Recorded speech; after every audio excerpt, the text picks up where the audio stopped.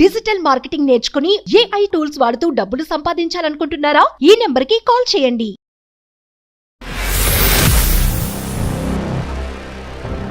మిత్రులందరికీ నమస్కారం.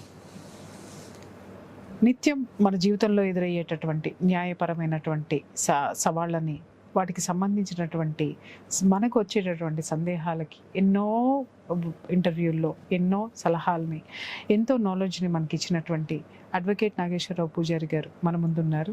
వారిని అడిగి ఈరోజు ఒక ముఖ్యమైన విషయానికి సంబంధించినటువంటి ఆ యొక్క ఇన్ఫర్మేషన్ తీసుకుందాం. సార్ నమస్తే. అది మిమ్మల్ని అడిగి తెలుసుకోవాలనే క్యూరియాసిటీ. ఫ్రెండ్షిప్ మ్యారేజ్ ఇది ఏంది సార్? ఫ్రెండ్షిప్ మ్యారేజ్ ఏంటి? ఇప్పుడు స్లీపింగ్ డైవర్స్ అన్నారు, గ్రే డివర్స్ అన్నారు, తర్వాత ఇంకొకటి ఏంటి సిల్వర్ డైవర్స్, సైలెంట్ డైవర్స్, అయ్యో మనం మూడే మాట్లాడుకున్నాం, మీరు ఇంకేమో చెప్తున్నారు. ఇప్పుడు ఇదేంటి సార్? ఫ్రెండ్షిప్ డైవర్స్ ఏంటి? కాంట్రాక్ట్ మ్యారేజ్ తెలుసు, ఓకే. ఫ్రెండ్షిప్ మ్యారేజ్ ఏంటి సార్? ఫ్రెండ్షిప్ మ్యారేజ్ అనేది ఈ మధ్యలో కొత్తగా ట్రెండ్ అవుతున్న విషయం అన్నట్టు.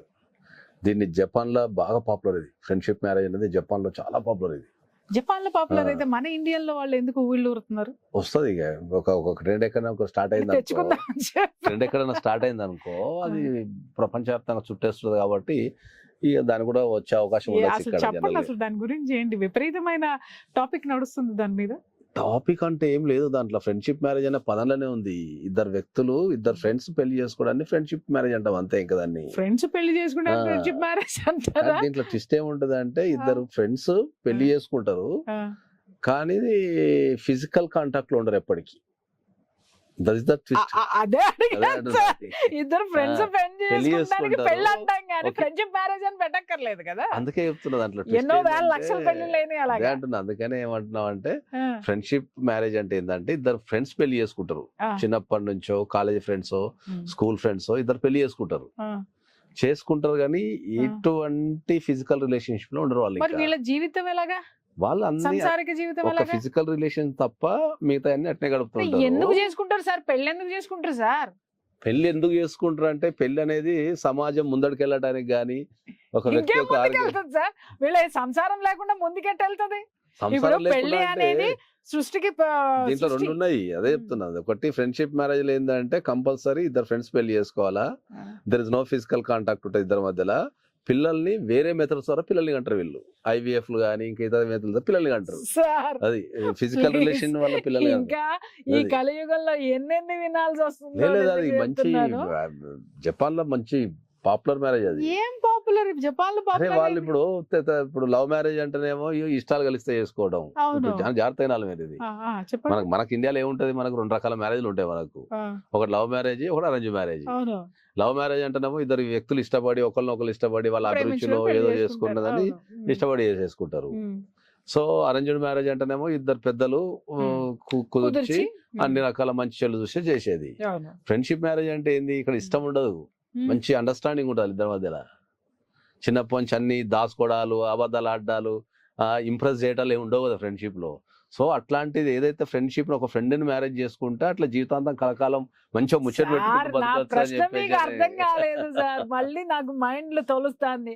మ్యారేజ్ అంటే అర్థం ఏంటని అడుగుతున్నాను నేను మీకు. చెప్పండి, మ్యారేజ్ అంటే అర్థం ఏముంటుంది ఏంటి చెప్పండి? పెళ్లి వివాహము అంటే అర్థం ఏంటి అంటున్న? సొసైటీలో ఇద్దరు కలిసి సహజీవనం చేయడాన్ని, లీగల్ గా సహజీవనం చేయడాన్ని, ఒక ఇద్దరు వ్యక్తులు కలిసి ఒక ఇంటి కింద నివసించడాన్ని మ్యారేజ్ అంటాం మనం. వాళ్ళ సహజీవనం అంటే వాళ్ళ ఎక్కడికి వెళ్ళిపోతుంది, వాళ్ళ లీగల్ గా సహజీవనం చేయడానికి మ్యారేజ్ అంటారు. మ్యారేజ్ అంటాం మనం కదా. మరి ఇక్కడ అదే మ్యారేజ్ ని పెట్టుకుని నువ్వు వేరే నేను వేరే అనుకుంటూ, ఇక్కడ ఫ్రెండ్షిప్ మ్యారేజ్ పెట్టుకొని నేను వేరే వాళ్ళతో పిల్లలు కంట, నువ్వు వేరే వాళ్ళతో పిల్లలు కానీ మన ఇద్దరం కలిసి ఉందాము, వైపరీత్యం కాదా ఇది?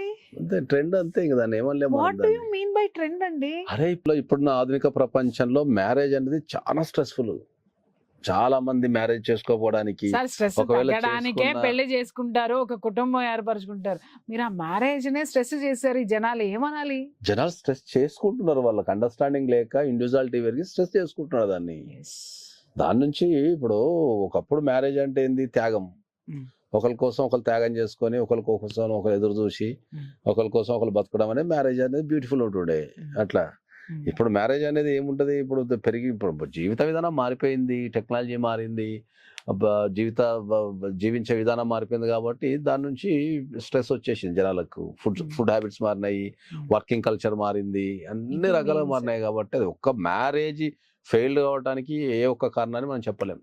ప్రతిదీ కారణం ప్రతిదీ ఉన్నది కాబట్టి అదే ఒక ఇప్పుడు ఫ్రెండ్షిప్ లో ఉంటే ఇప్పుడు అది బాగా ఎందుకు పాపులర్ అయింది అంటే, ఫ్రెండ్షిప్ మ్యారేజ్ బాగా ఎందుకు పాపులర్ అయింది అంటే దీంట్లో ఒకరినొకరు ఇంప్రెస్ చేసుకోవడం ఉండదు ఫ్రెండ్షిప్ లో.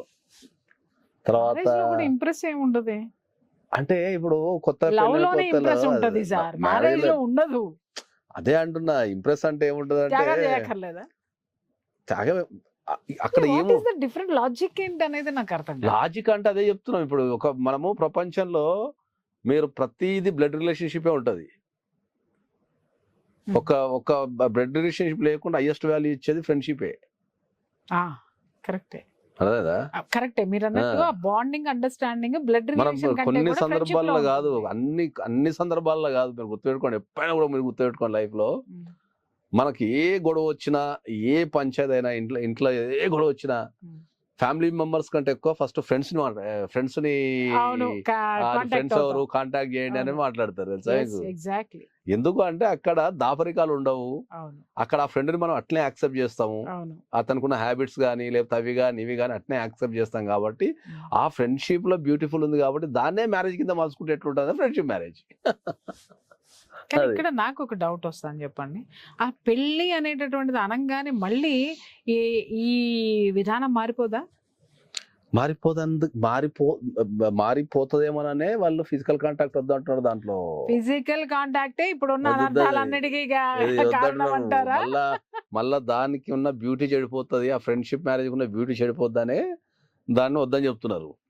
అందుకే దాన్ని ఫ్రెండ్షిప్ మ్యారేజ్ అని చెప్పి ఇద్దరు ఫ్రెండ్స్ పెళ్లి చేసుకుంటారు, ఒకే ఇంటి కింద ఉంటారు, పెళ్లికి ఉండాల్సిన అన్ని లక్షణాలు ఉంటాయి ఎక్సెప్ట్ ఫిజికల్ రిలేషన్షిప్. పిల్లల్ని కూడా కంటారు, ఇతర పద్ధతుల ద్వారా పిల్లల్ని కంటారు, ఇద్దరు పోతారా యాక్సెప్టెడ్. అంటే ఇతర పద్ధతుల ద్వారా అంటే మనకు సరోగసి కావచ్చు, వాట్ ఎవర్ ఇట్ మీన్స్ అనేది అది కాన్సెప్ట్ అది. So that is very popular in the Japan. అది నాకు ఈ మధ్య రీసెంట్ గా వింటుంటే దాని మీద డౌట్ వచ్చింది. బట్ హోప్ఫుల్లీ అది మన ఇండియాకి రాకూడదని నేను బలంగా విశ్వసిస్తున్నాను, కోరుకుంటున్నాను సార్. ఒకవేళ వస్తే మాత్రం మీరు ప్రత్యామ్నాయంగా దానికి ఏముంటాయి అనేది మళ్ళీ మనం చర్చించాల్సి వస్తుందేమో. Okay, thank you.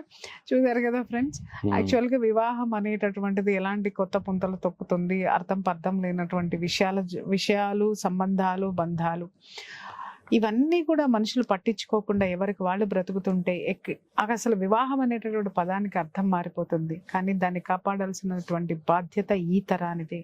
దయచేసి డివోర్స్కి వెళ్ళే ముందు ప్రతి ఒక్కళ్ళు ఆలోచించండి, కలిసి ఉండే ప్రయత్నం చేయండి. మీకు ఎలాంటి న్యాయపరమైనటువంటి సలహాలు వివాహ బంధాన్ని నిలబెట్టుకోవడానికైనా సరే, దాంట్లో ఉన్నటువంటి ఏదైనా సరే మీకు సరైనటువంటి న్యాయ సలహాల కోసం స్క్రీన్ మీద కనిపించేటటువంటి నంబర్కి కాల్ చేయండి. నాగేశ్వరరావు పూజారి గారు మీకు అందుబాటులో ఉంటారు. Thank you. సుమన్ టీవీలో మీ పర్సనల్ అండ్ బిజినెస్ ప్రమోషన్స్ కోసం కింది నెంబర్కి కాంటాక్ట్ చేయండి.